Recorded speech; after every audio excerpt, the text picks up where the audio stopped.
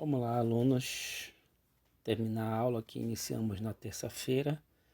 Na terça-feira analisamos a ascensão do fascismo na Itália e hoje vamos analisar a ascensão do nazismo na Alemanha.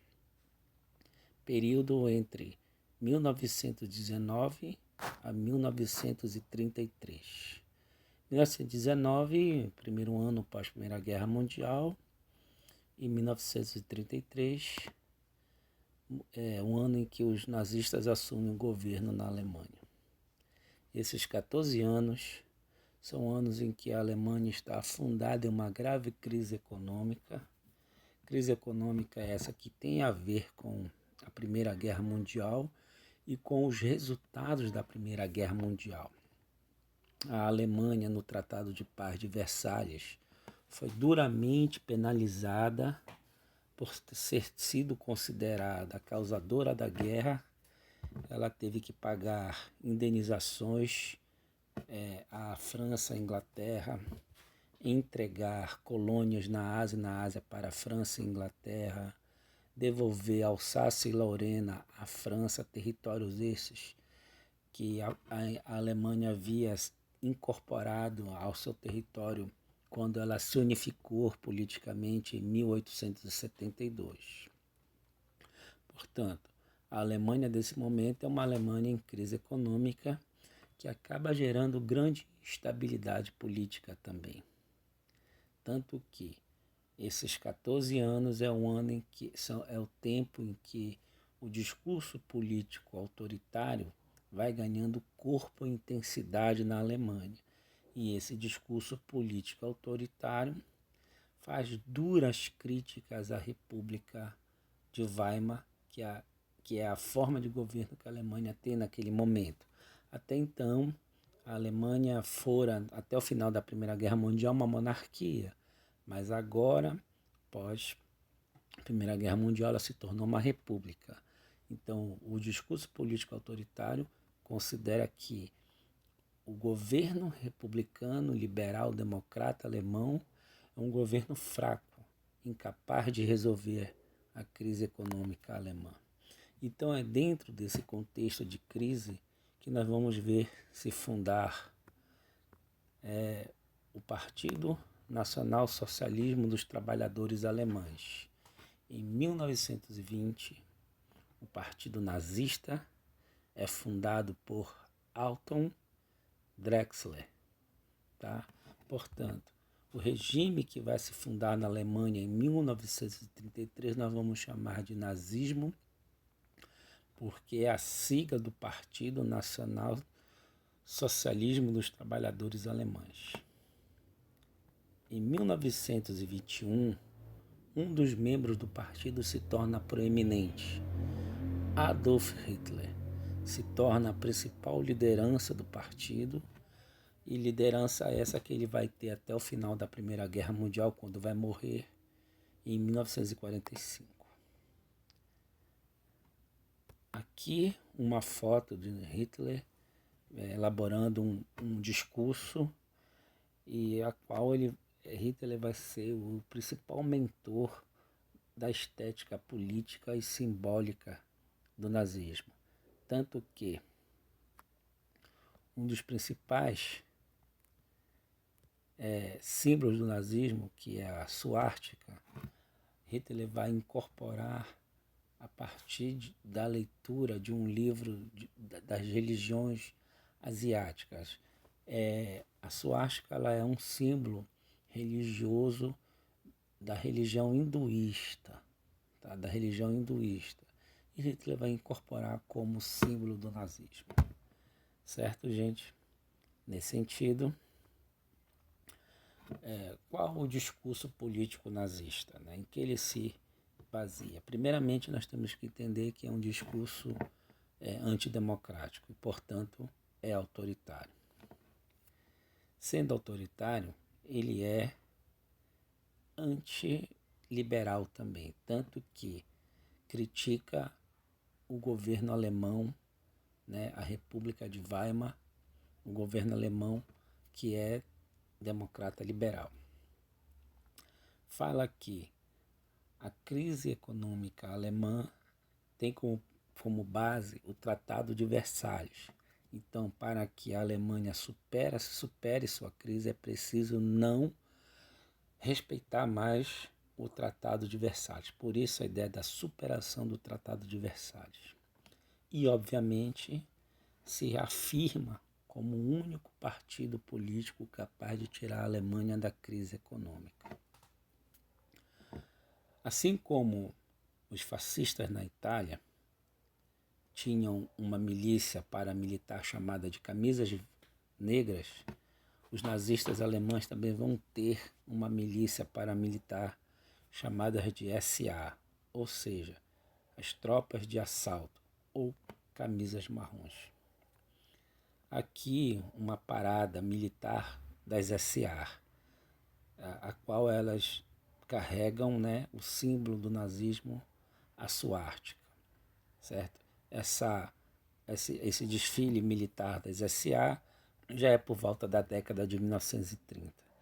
Os nazistas já são governo na Alemanha.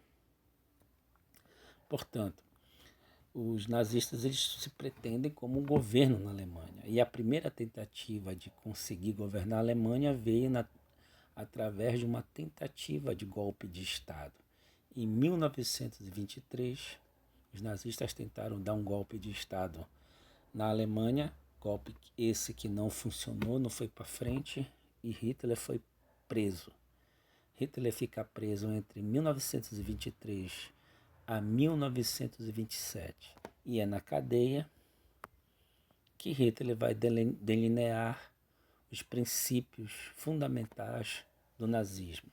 Ele vai escrever um livro chamado Mein Kampf, traduzindo para o português Minha Luta, a qual ele coloca neste livro o anticomunismo, o antiliberalismo, portanto, a antidemocracia também, o ultranacionalismo, ou seja, a valorização da nação alemã, o militarismo, convidando a Alemanha para uma guerra e construção de um império, o racismo, pois é numa Kampf que Hitler qualifica os judeus como inimigo da Alemanha, como os causadores da derrota da Alemanha na Primeira Guerra, como os indivíduos que podem enfraquecer a raça superior alemã.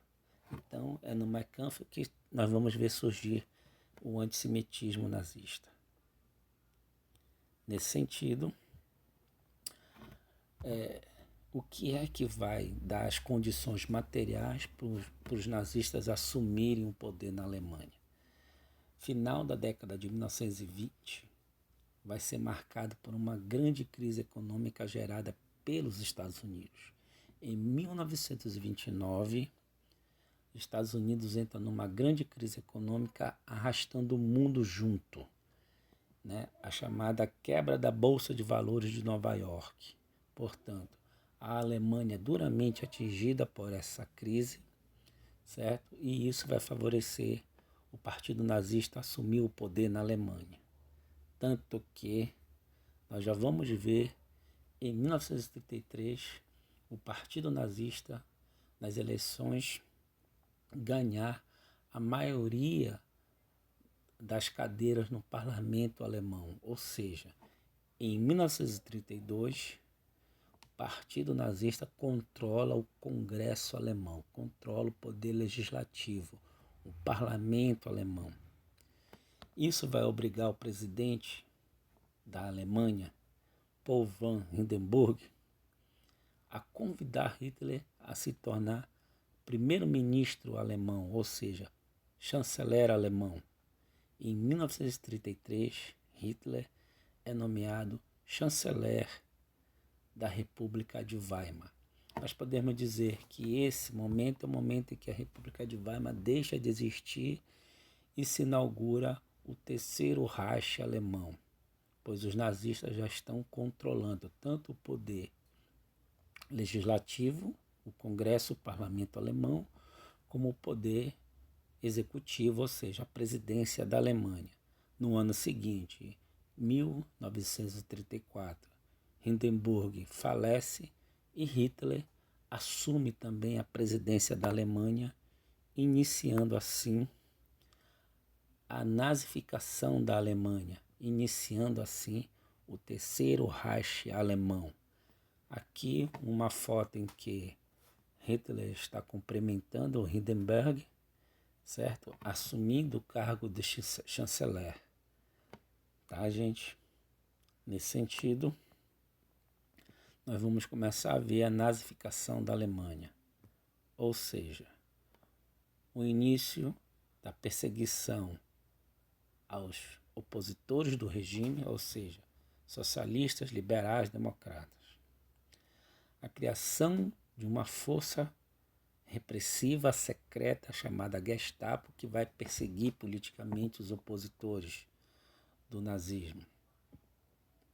E também o fechamento de todos os partidos políticos, com exceção do Partido Nazista, ou seja, começa a se criar aí também uma ditadura de partido.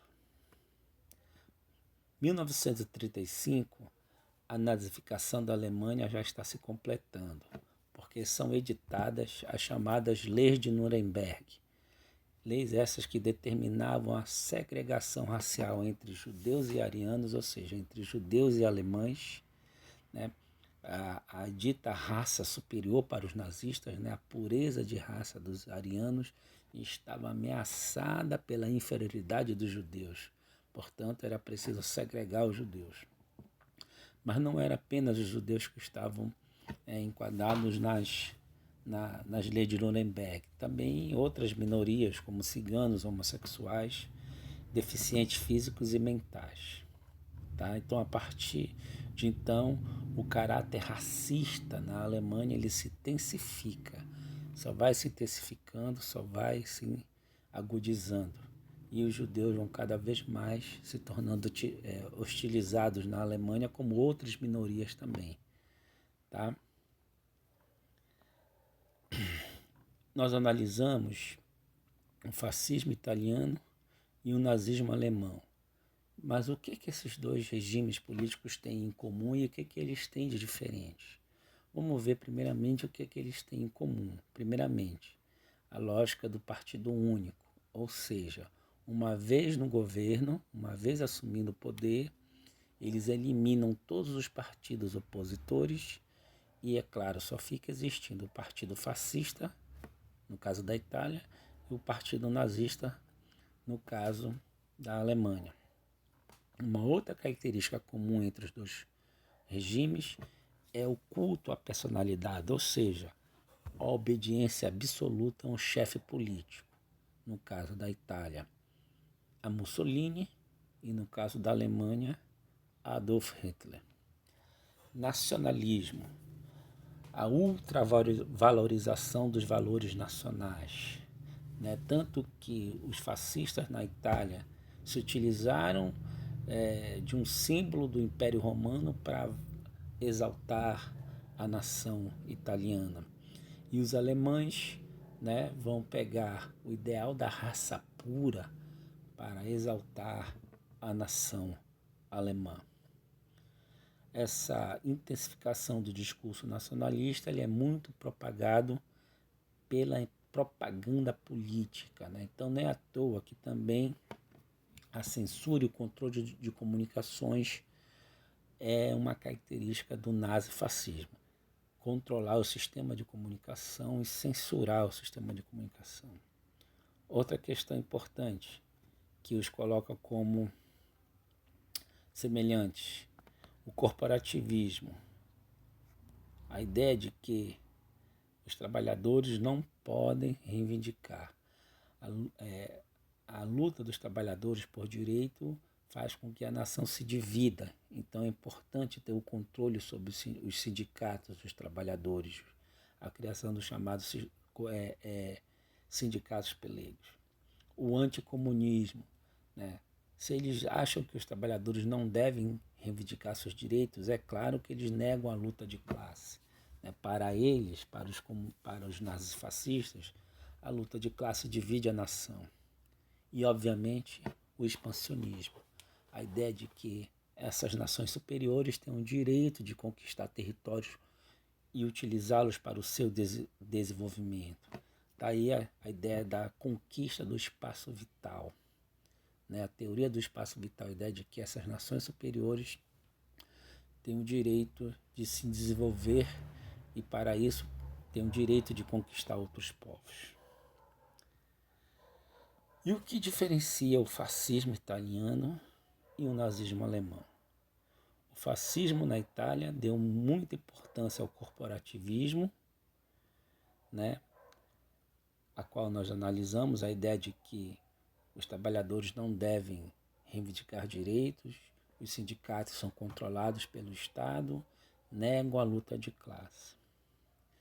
Enquanto o nazismo na Alemanha vai dar muita ênfase ao racismo, né, ao antissemitismo, à perseguição aos judeus.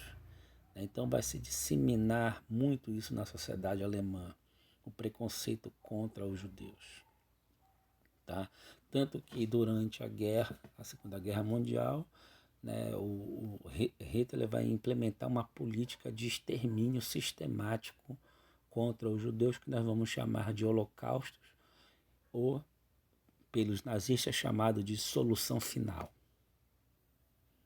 Portanto, nessa observação número 2, os judeus são acusados como os grandes elementos que contribuíram para a derrota da Alemanha na Primeira Guerra Mundial. Por isso, a perseguição, né? O discurso nazista criou um inimigo interno que era os judeus. Tá? Além, é claro, deles contribuírem para a derrota da Alemanha, eles eram uma ameaça para a raça pura superior dos judeus. Portanto, a partir daí, a Alemanha vai rumo à sua desgraça. 1939 eclode a Segunda Guerra Mundial. Então, ficamos por aqui, alunos. Até a próxima aula.